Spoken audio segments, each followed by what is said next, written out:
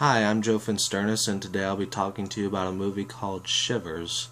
Now, before I get into this review, the first thing I'd like to say is this is not an easy movie to find on DVD for, a reasonable price. I tried looking for it on Amazon because I'm a bit of a David Cronenberg fan, and I think the lowest price they had on it, even for used copies, was $70, which I was not willing to pay.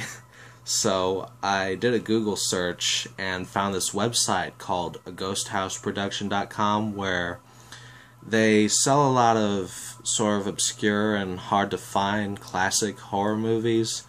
And in case you can't tell, this is a bootleg copy, but for $10 I thought it was pretty reasonable.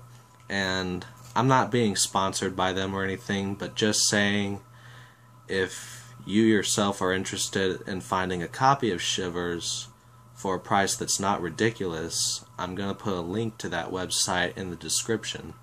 So, moving on, one thing I definitely love about this movie is that it starts off with a bang. At the very beginning, you get this couple who are looking to buy an apartment on this island, and meanwhile, while they're discussing things with the landlord, it keeps cutting to this scene where an old man breaks into a younger woman's apartment and murders her. And then he lays her down on a table, cuts her open, pours acid into her, and then slits his own throat. And I didn't exactly know what this movie was about going in. I like going into a lot of movies fresh, so my initial reaction to that was just, what the fuck is going on here? And as it turns out, the dude was a scientist who was experimenting with these genetically mutated parasites, and the younger woman was his guinea pig. And what these parasites do, there's really no way for me to put this more delicately. They make people super horny, sort of like zombies who, instead of eating your brains, they want to fuck your brains out. But yeah. And something that made it kind of disturbing was that pretty much everyone was a target in the movie, regardless of age. There were a couple of sort of uncomfortable moments involving kids. They never do anything gratuitous or overly sexual, but it is implied. Like, there's one bit where this guy is being held down in a hallway and by a couple of infected people, and this little infected 6-year-old girl walks up to him, kneels down, and kisses him full on the lips. That's about as bad as it gets, and as far as the scenes with kids go. But like I said, it's implied. There's a lot of sort of hokey acting in this movie, I'm not gonna lie. A lot of the dialogue just had me rolling. Like, there's this one bit where an older woman opened her door and saw this guy pushing a cart down the hall outside her apartment, and she looked at him and said, "I'm hungry. I'm hungry for love." And then she attacked him. And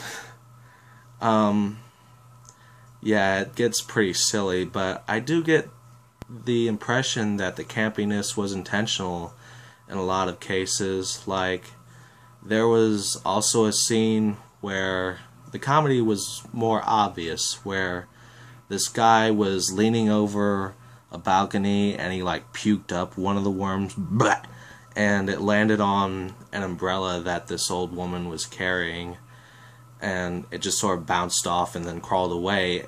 But when the woman looked up, all she saw was the blood, and her first reaction to it was, poor birdie, they're always running into the sides of these buildings, So, I like the fact that it sort of balanced disturbing parasite horror with some dark humor.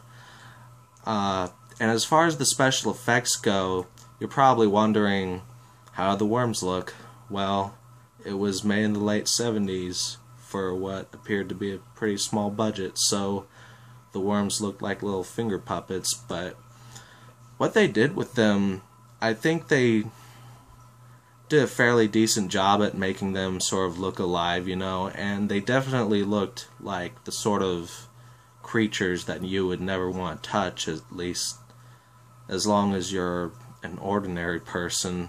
There was one scene with some pretty cool effects where this guy was lying down on his bed and there were these worms moving inside his belly, and you could see these bumps just sort of rising and falling, and he was just laying there like poking the bumps and talking to the worms. Yeah, it's definitely a weird movie to say the least, but overall I really enjoyed it. I thought it was pretty entertaining. If you're a fan of campy 70s horror, if you're into David Cronenberg movies, I say go check it out. Follow that link and get the bootleg for $10. Anyway, that's it for my review, guys. I hope you all have a good night.